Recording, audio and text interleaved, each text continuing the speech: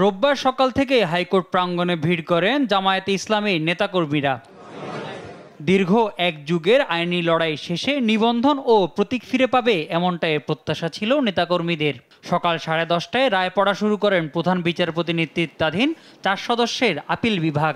জামায়াতের নিবন্ধন বাতিল করে হাইকোর্টের দেয়া রায় বাতিল করে নির্বাচন কমিশনকে সিদ্ধান্ত নেওয়ার নির্দেশ দেয় আপিল বিভাগ। পরে কথা বলেন জামায়াতের আইনজীবী শিশির মনির, জানান বিচার বিভাগের রাজনৈতিক ব্যবহারের শিকার হয়েছিল জামায়াত। আপিল বিভাগের রায়ে ন্যায় বিচার প্রতিষ্ঠিত হয়েছে বলেও জানান তিনি। বাংলাদেশ জামায়াতে ইসলামী বাংলাদেশের সর্বোচ্চ আদালতের রায়ের মাধ্যমে নিবন্ধন ফিরে পেল। পলিটিক্যালি মোটিভেটেড পিআইএল বা রাজনৈতিক উদ্দেশ্যে দায়েরকৃত মামলার জামায়াতের নিবন্ধন নেওয়া হয়েছিল। রাজনৈতিক দল হিসেবে জামায়াতের নিবন্ধন ফিরে পাওয়ায় বহুদলীয় গণতন্ত্র ও প্রাণবন্ত সংসদ ব্যবস্থা ফিরে আসার পথ উন্মুক্ত হলো বলেও জানান তিনি।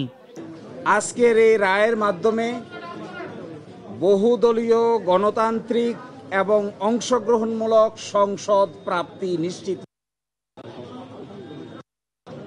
আমরা আশা করি এই রায়ের পরে বাংলাদেশে সঠিক নির্বাচনের মাধ্যমে প্রাণবন্ত সংসদ গঠিত হবে। পরে কথা বলেন নির্বাচন কমিশনের আইনজীবী, বলেন পূর্ণাঙ্গ রায় হাতে পেলে বাকি কার্যক্রমের ব্যাপারে সিদ্ধান্ত নেবে নির্বাচন কমিশন। অর্ডারটা পাওয়ার পর ইলেকশন কমিশনকে আমি জানাবো, তারপর ওনারা অর্ডারটা দেখে ইলেকশন কমিশন ব্যবস্থা নেবেন। প্রতীকের বিষয়টা এই মামলার ইস্যু ছিল না, প্রতীকের বিষয়ে কোনো ডিরেকশন দেননি, ওইটা বলছেন ওনাদেরকে অন্যভাবে সমাধান করতে হবে। মোহাম্মদ সাকিব, দেশ টিভি, ঢাকা।